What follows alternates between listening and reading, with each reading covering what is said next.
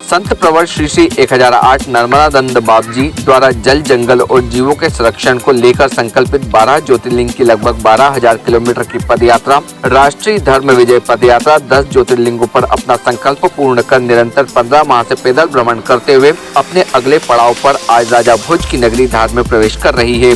29 सितंबर 2019 को श्री श्री नर्मदानंद बाबजी श्री गंगोत्री से अपनी पदयात्रा आरंभ की थी, जिसका समापन 27 जनवरी 2021 को ओंकारेश्वर ज्योतिर्लिंग पर श्री नित्यानंद आश्रम, श्री नजर निहाल आश्रम पर होगा। समापन समारोह में देश के कई मुख्यमंत्रियों, मंत्रियों, सांसद एवं विधायकों के आने की भी संभावना है। भारतीय न्यूज के लिए धार से साबिर खान, FM की रिपोर्ट। जी, ये राष्ट्र धर्म विजय पदयात्रा है। 29 सितंबर 2019 को इसका शुभारंभ हुआ था और राष्ट्र धर्म विजय पदयात्रा के 3 हेतु है। इस हेतु को पूर्ति करने के लिए जल, जंगल और जीव की रक्षार्थ ये यात्रा निकली थी। इस यात्रा का जो उद्देश्य है, पर्यावरण शुद्धि, जल संरक्षण और गोरक्षण को लेकर के यात्रा की जा रही है। सर्वप्रथम गंगोत्री धाम से प्रारंभ होकर के केदारनाथ, विश्वनाथ, बैजनाथ, मल्लिकार्जुन, रामेश्वरम, भीमाशंकर, त्र्यंबकेश्वर, घृष्णेश्वर, सोमनाथ, नागेश्वर होती हुई आज धार डिस्ट्रिक्ट में प्रवेश हुई है।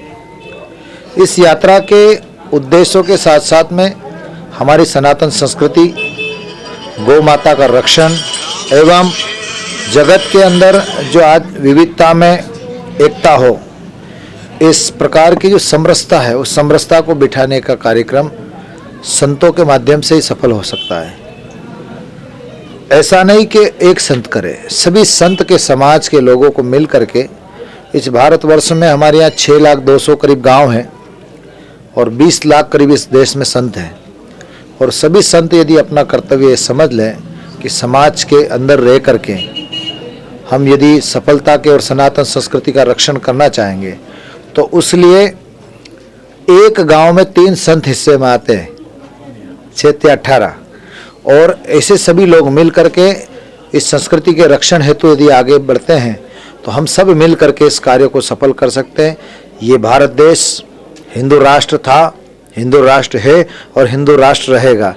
हमारी गौ माता राष्ट्रीय गौ माता घोषित होकर के सरकार के कानून के अंदर यदि हो जाती हैं तो निश्चित ही गौ माता का रक्षण होगा। इसी उद्देश्य को लेकर के पर्यावरण शुद्धि के लिए ज़्यादा से ज़्यादा इस पृथ्वी पर वृक्षारोपण हो, और वृक्षारोपण के साथ साथ में हमारा जो कर्तव्य क्या है, इस देश के अंदर रहते हैं तो प्लास्टिक आदि जो हैं, प्लास्टिक को हम कैसे जीवन मुक्त बना सकते हैं। इस देश को जिस प्रकार से आज सिंगल यूज वाली प्लास्टिक गली गलियों में दौड़ती है, तो उस प्लास्टिकों को हवा के माध्यम से इधर उधर दौड़ती है, उस प्लास्टिक को रोक करके हम एक बॉटल के अंदर उसको जगह दे दें।